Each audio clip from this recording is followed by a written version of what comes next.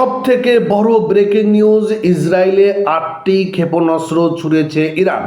এই 8টি ক্ষেপণাস্ত্রের মধ্যে কয়টি ক্ষেপণাস্ত্র ইসরায়েলের ভূখণ্ডে আঘাত আনতে পারে সেটি নির্ভর করবে ইসরায়েলের আকাশ প্রতিরক্ষা ব্যবস্থার উপরে। বন্ধুরা, আপনারা জানেন যে ইসরায়েল এবং ইরানের মধ্যে চলমান যে একটা যুদ্ধ পরিস্থিতি তৈরি হয়েছে, এই যুদ্ধ পরিস্থিতি আদৌ থামবে কিনা, নাকি এই যুদ্ধ তৃতীয় বিশ্বযুদ্ধের দিকে কনভার্ট করতে পারে, এটি নিয়েও কিন্তু বেশ একটি আলোচনা এবং সমালোচনা হচ্ছে। তো যাই হোক, যেহেতু ইরান ইসরায়েলের 8টি ক্ষেপণাস্ত্র ছুড়ে দিয়েছে এবং সেই 8টি ক্ষেপণাস্ত্রের মধ্যে কয়টি ইসরায়েলের ভূখণ্ডে আঘাত হানতে পারে সেটি কিন্তু ইসরায়েলের আকাশ প্রতিরক্ষা ব্যবস্থার উপরেই নির্ভর করছে। আর ইতিমধ্যে আপনারা জানেন যে কিছুক্ষণ আগেই হোয়াইট হাউসে ডোনাল্ড ট্রাম্প একটি বৈঠক করেছে। সেই বৈঠকে ইরানের যে পারমাণবিক স্থাপনা রয়েছে সেই পারমাণবিক স্থাপনায় আমেরিকা আঘাত হানবে কিনা সেটি নিয়েও কিন্তু এখন বেশ তর্ক বিতর্ক কিন্তু হচ্ছে। এক পক্ষ বলছে আঘাত হানার জন্য, আর এক পক্ষ বলছে এটা মোটেও ঠিক হবে না, এটা আত্মঘাতী হবে বলেও বলা হচ্ছে।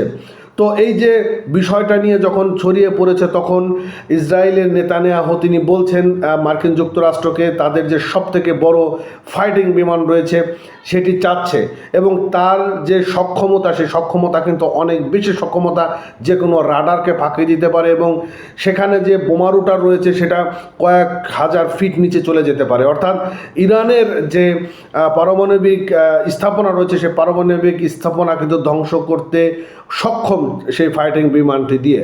তো যাই হোক, ইরান এখন ইসরায়েলের দিকে আজ 8টি ক্ষেপণাস্ত্র ছুড়েছে, সেটির সর্বশেষ আপডেট চলুন আমরা একটু জানার চেষ্টা করি। কিছুক্ষণের মধ্যে হয়তো ইসরায়েলের আকাশে ঢুকে যেতে পারে।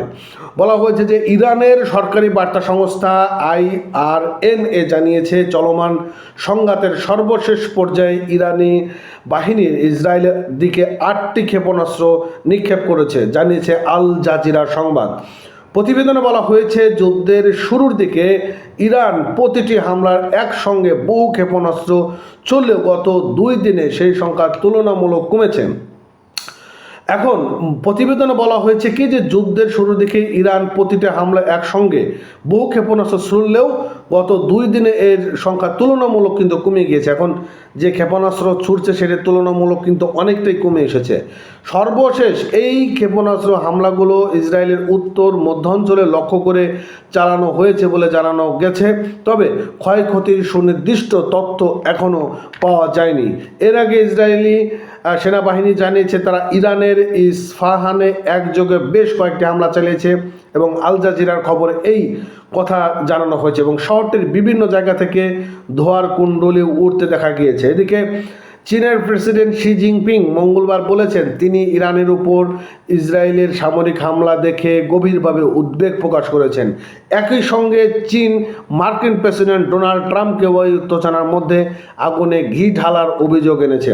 গত সপ্তাহে ইসরায়েলে হঠাৎ করেই ইরানের বিভিন্ন লক্ষ্যবস্তুতে বিমান হামলা চালায়, এবং ইরান যেন পারমাণবিক অস্ত্র অর্জন করতে না পারে এই দাবিতে এই হামলা করা হয়। তবে ইরান জোর দিয়ে বলছে যে তারা পারমাণবিক কর্মসূচি শান্তিপূর্ণ অবস্থায় রয়েছে। তো যাই হোক, এখন আপনারা যে নিউজটি দেখলেন যুগান্তর পত্রিকা থেকে, তাতে আপনাদের কাছে কি মনে হচ্ছে যে এই যে তারা যে পারমাণবিক যে তারা সেখানে অস্ত্র বানাচ্ছে সেটা শান্তিপূর্ণর জন্য বানানো হচ্ছে, এরকম একটি দাবি করা হচ্ছে, আদৌ কি শান্তিপূর্ণ দাবির জন্য পারমাণবিক অস্ত্র তৈরি করা হয় কিনা?